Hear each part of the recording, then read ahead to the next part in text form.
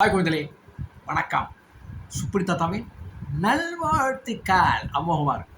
இப்போ நான் நீ சொல்ல இல்லையா, இது யார்? இதுதான் நம்ம கதை.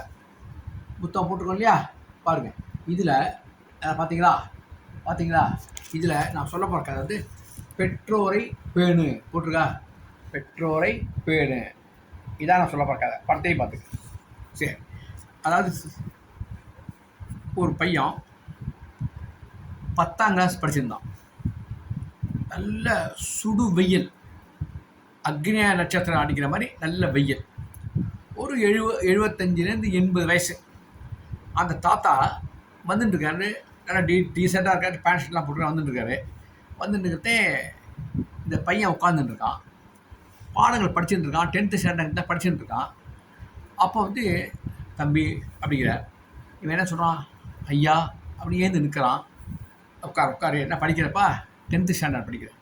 நல்லா படிக்கிறேங்க ஐயா. சரி, இப்போ எனக்கு உதவி செய்யணுங்க அப்படின்னு. சொல்லுங்க ஐயா அப்படிங்கிறத.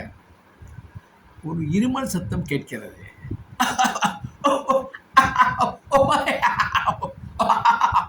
ராகத்தில் நான் விளையாட்டு இருமல், அசல் இருமல். நல்லா கேட்டுங்க.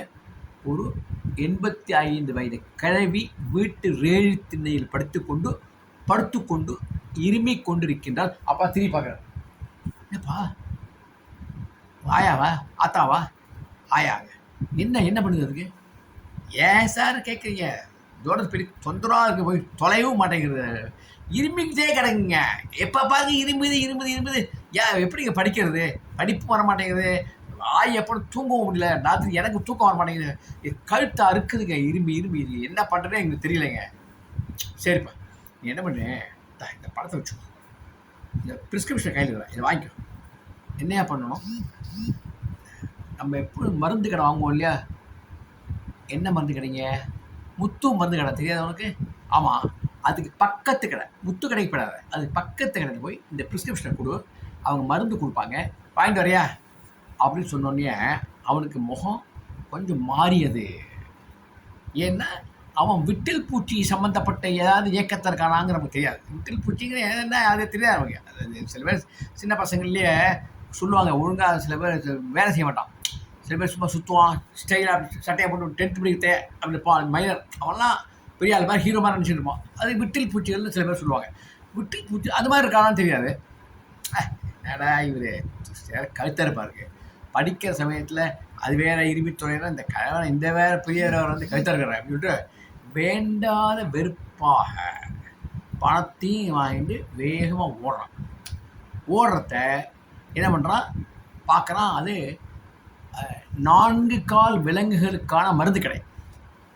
அப்போதான் வந்தது பாருங்க கோவம். என்னடா அது, இப்போ ஸ்பெஷலிஸ்டாக ஸ்பெஷல் மருந்தாக வாங்க போகிறான்னு பார்த்தா 4 கால் மருந்துக்காக இதை வாங்க சொல்லியிருக்காரு. அந்த அவசரமாக இவருக்கு என்னை படிப்பையும் நிறுத்திட்டு என்னை ஓட சொல்கிறதுக்கு முடியாது. நான் சொல்லியிருந்துருக்கணும். போயிட்டு போய் நான் செஞ்ச மாதிரி தப்பு என்னோடது அப்படின்னு சொல்லிட்டு வாங்கிட்டான். வேகமாக ஓடினான். இதான் சார் புரியுங்க, அவர் கடுப்பாக கொடுத்தான். அப்போ அவருக்கு வந்து இவன் கோவத்தில் இருக்கான் புரிஞ்சுது. ஒரு சின்ன உதவி செய்யணுவேன். என்ன சார், என்ன செய்யணும் அப்படின்னா, நீ வந்து புஸ்தகம் நோட்லாம் வச்சுட்டு இருக்கியா? 10th படிக்கிறியே. உங்கள் அப்பா என்ன பண்ணுறாரு? அவர் ஏன் சார் வெல்டிங் ஷாப்பில் இருக்கார் சார். அம்மா என்ன பண்ணுறாங்க? பக்கத்தையாவது 4 தெருவில் போய் வீட்டெலாம் கூட்டு வருவாங்க, அந்த வேலை செய்கிறாங்க. ஓ அப்படியா? அப்போ உனக்கு பணம் போருமா? என்னத்த சார் பணம் போகிறது? எதை கேட்டாலும் வாங்கி தர மாட்டேங்கிறாங்க. இந்தா 100 ரூபா வச்சு. எதுக்குங்க? நோட் புஸ்தகம்லாம் வாங்கிப்பா, நல்லா படிக்கிறதா தெரியுது. நிறைய உனக்கு என்ன வேணுமோ இந்த நோட்டு புஸ்தகம் வாங்கிக்கோ, நல்லா படி, ஓகேயா? இப்போ ஒரு உதவி செய்வேன். சொல்லுங்க ஐயா. நீ போய் ஒரு 10 வீடு தாண்டினாக்க ஒரு பெரிய வீடு இருக்கும், பெரிய கேட்டு போட்டிருக்கோம். வாசலில் நாய் ஜாக்கிரதைன்னு போட்டிருப்பேன், பார்த்தா தெரியும் உனக்கு. அந்த வீட்டுக்கிட்ட போய் ஒரு பெல்லடி. சரிங்க அப்படின்ட்டு, ஏன்னா பணம் கொடுத்தாச்சு இல்லையா, பணம் பட்டம் செய்யும், பணம் பலவிதமும் செய்யும். நேரம் ஓடுறான். ஓடி போய் கரெக்டாக கொடுக்கலாம். வாசம் அம்மா காத்துட்ருக்காங்க. வள்ளி என்ன இவர் வயசானவர், இவர் இவர் அங்கே பிரதர்ஷனம் பண்ணி அடிப்பிரதர்ஷனம் பண்ணி நடப்பார். இவர் வயசுக்கு அடிப்பிரதர்ஷனம் பண்ணி நடக்கிறதுக்குள்ள அது சோகாயிடும். அப்போ கொடுத்தோன்னா நம்ம வேகம் ஓடுறாங்க. ஓடி போய் பார்த்துட்டு இருக்கான். அந்த சீசர், அந்த நாய்க்கு சீசர் அப்படின்னு சொல்லிட்டு கடகடான்னு அந்த மருந்து, முக்கியமான மருந்தை கொடுத்துருவாங்க. கொடுத்துட்டு தடவி விட்டு, தம்பி ரொம்ப தேங்க்ஸ்ப்பா. ஐயா எங்கப்பா? ஐயா என்ன அவசரமாக கொடுக்க சொன்னாங்க, அவசரம் கொடுக்குறாங்க. இப்போ ஐயா வாங்க இருக்காருங்க, வருவாருங்க. நல்ல நன்றிப்பா, சந்தோஷம்ப்பா அப்படின்னு சொல்லிட்டு அனுப்பிச்சி விட்றாங்க. சீசருக்கு இவ்வளவு மரியாதை, இவ்வளவு கௌரவம் என்னங்கடா நடக்கிறது நாட்டில்? நமக்கு இல்லாத மரியாதை சீசருக்கு இப்படி நடக்கிறதே அப்படின்னு மனசில் நினச்சிக்கிறான். நினச்சிக்கிட்ட நேராக போட்டு பாட்டியின் இருமல் நின்று விடுகிறது. ஆச்சரியமாக இருக்குது. பக்கத்தில் உட்காந்துருக்கார். யார்? பெரியவர் உட்காந்துருக்கார். ஐயா மருந்தை கொடுத்துட்டேன், எப்படி நீங்கள் எங்கள் பாட்டி பக்கத்தில் உட்காந்துருக்கீங்களே? ஆயான்னு சொன்னேன்னா சரி, ஆயாவும் ஆத்தாவும் பாட்டியோ ஏதோ வச்சுங்க, ஏதோ ஒரு லாங்குவேஜ். பாட்டி பக்கத்தில் உட்காந்துருக்கீங்களே? ஆமாப்பா. ஒன்று அனுப்பிச்சேன் இல்லையா, நீ மருந்து கொடுக்கறதா சீசருக்கு கொடுத்துட்டியா? கொடுத்தாச்சுங்க. அந்த சீசருக்கு நீ கொடுத்த மாதிரி நான் என்ன பண்ணேன், இவங்களுக்கு நான் போய் மருந்து வாங்கி, முத்துக்கடையில் மருந்து வாங்கி இருமல் சிறப்பு கொடுத்தேன். இப்போ இவங்களுக்கு மூச்சு திணறல் இல்லை. அப்போ ஃப்ரீயாக சுவாசம் இழுத்துன்னு இருக்காங்க. கொஞ்சம் அமைதியாக, ஹார்ட் அமைதியாக இருக்குது. கொஞ்சம் பெருமூச்சு விட்டு சிறுமூச்சு விட்டு நிம்மதியாக இருக்காங்க. என்னை பார்த்து கையெழுத்து கும்பிட்டாங்கப்பா, கண்ணிலே தண்ணி வந்தது. நான் ஆசுவாசப்படுத்தி கவலைப்படாதீங்கன்னு சொல்லியிருக்கேன். ஐயா எனக்கு புரியலைங்க ஐயா, நீங்கள் இவ்வளோ பெரிய மனுஷனாக இருக்கீங்க. நான் முதல்ல அலட்சியமாக நினச்சேங்க ஐயா, அலட்சியமாக நினச்சிக்கேப்பா. எங்கள் வீட்டில் குர்த்தியில் நாய் குர்த்தியா, அது நாயின்னு சொல்ல மாட்டேன், சீசன். என்ன காரணம் தெரியுமா? இப்போ நான் முதல்ல சின்ன வயசில் கொஞ்சம் காலத்தில், இப்போ தான் இங்கே வந்திருக்கேன். அதுக்கு முன்னாடி எனக்கு ஒரு பண்ணை இருந்தது, கிராமத்தில் இருந்தேன் பண்ணை. அந்த பண்ணையில் நிறையா தோப்பு வயல்வெளிகள்லாம் எங்களுக்கு உண்டு. அதில் விவசாயம்லாம் நான் பண்ணிகிட்ருப்பேன். அப்போ இவன் சீசர் சின்ன குட்டியாக இருந்தான். அப்போ நல்லா யோசிச்சு பாரு, பண்ணை வீட்டுக்கு எவ்வளோ பறந்து இருக்கும், எவ்வளவு வயல்கள், எவ்வளவு தென்னாங்கு மரம் எல்லாமே எக்கச்சக்கமாக மிகுந்திருக்கும்.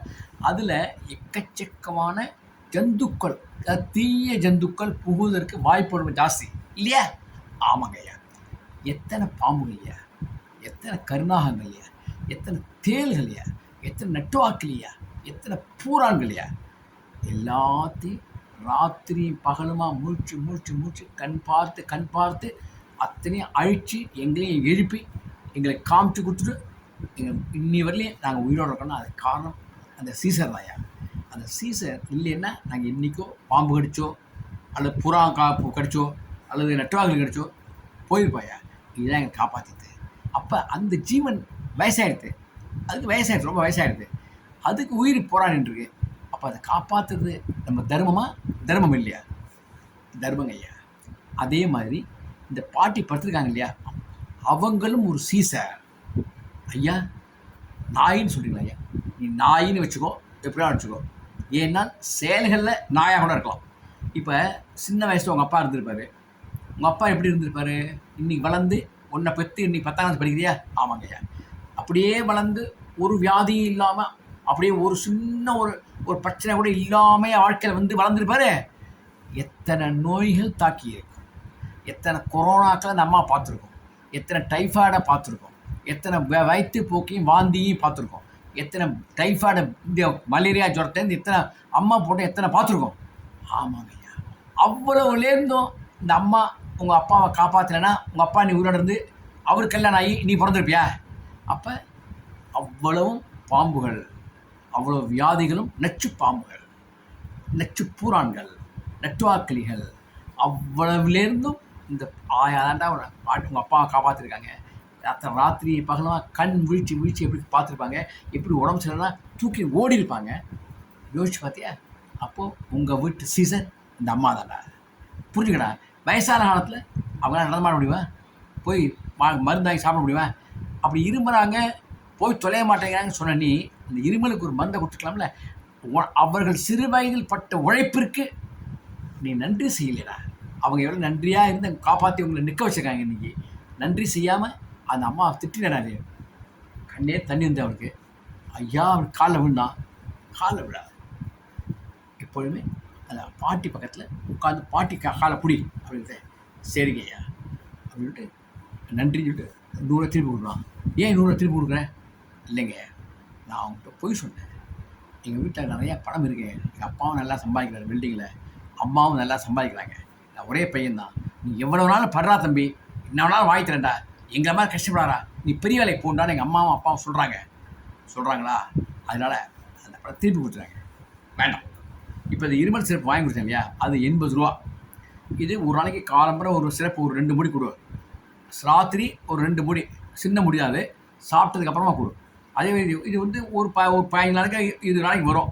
அது முடிஞ்சதுக்கப்புறமா திருப்பி இன்னொரு மூடி இன்னொரு பாட்டில் வாங்கி கொடு, இந்த 100 ரூபா வச்சுக்கோ. இது அதுக்கப்புறமா வேணுனாக்க நானே டாக்டர்கிட்ட கேட்டுட்டு உனக்கு என்ன மருந்து இருமல் சிறப்பு உண்டோ அதை நான் திருப்பி நான் அந்த பொறுப்பை ஏற்றி நான் வாங்கித்தரேன். புரிஞ்சா உனக்கு? ஆக இந்த மாதிரி வீட்டு சீசர்களை யாரும் குறைத்து மதிப்பிடாதீர்கள். இன்றைக்கு நீங்கள் நடமாடுகிறீர்கள் என்றால் அதுகள் எத்தனை தீய சக்திகளையும் கொடும் விலங்குகள், இந்த பாம்புகளையும் பள்ளிகளையும் பெருச்சாலைகளையும், அதுவும் பெருச்சாலை ஆபத்து தான், எலிக்கடிக்கு மருந்தே உண்டு. அது மாதிரி எத்தனை பேர்ட்டு இதை காப்பாற்றி எவ்வளோ வியாதியிலேருந்து உங்களை தப்பிக்க வச்சு நீ நிலைநிறுத்தி வச்சுருப்பாங்க. புரிஞ்சா? அதனால் அவர்களை பெற்றோர்களை பேணுங்கிற மாதிரி பெரியோரை பேணுங்கள். பெற்றோரை பேணுங்க நிச்சயம் தான். அம்மா அப்பா நம்ம காப்பாற்ற ஆகணும்.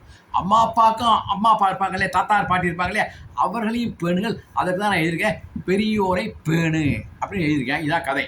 அதுக்கப்புறம் பாட்டி பக்கத்தையும் உட்காந்துக்கலாம். அவர் பெரியவர் பேடுறாரு. பாட்டிக்கு அப்படியே கண்ணில் தண்ணி வருது. அப்படி யானை படம் பாட்டிக்கு தம்பி அப்படிங்கிறாங்க. எப்படி சொல்கிறாங்க? அன்பு பேச்சு வருது, அன்பு. அப்படியே கையை பிடிச்சிக்கிறான் பாட்டி. அடுத்த கையால் அவன் கையை பிடிச்சிக்கிறாங்க. அந்த கை தொடரத்தையே அந்த அன்பின் ஸ்பெரிசம் பாசம் பாட்டின் அந்த கண்ணில் தண்ணி இவனுக்கு அழுகையும் பார்த்தீங்கன்னாக்க அந்த சீன் வந்து சினிமாவில் பார்த்தா வேறு மாதிரி இருக்கும், நான் வாயால் சொல்கிறது வேறு மாதிரி இருக்கும், தப்பாக நினச்சிக்காதீங்க. ஓகே? அதாவது எதுக்கு சொல்கிறேன், யாராக இருந்தாலும் பெரியோரை பேணுங்கள். அவர்கள் அன்றைக்கு நம்மளை வளர்க்கவில்லை என்றால் இன்றைக்கு நாம் உட்கார்ந்து பேச முடியாது, எதுவுமே செய்ய முடியாது. ஓகே? அவர்களுக்கு நன்றி, பெரியவர்களுக்கு நன்றி. என் குழந்தை ஞாபகம் வச்சு வேற ஒன்றும் இல்லை. பாய். அடுத்த வாரம் பார்க்கலாம்.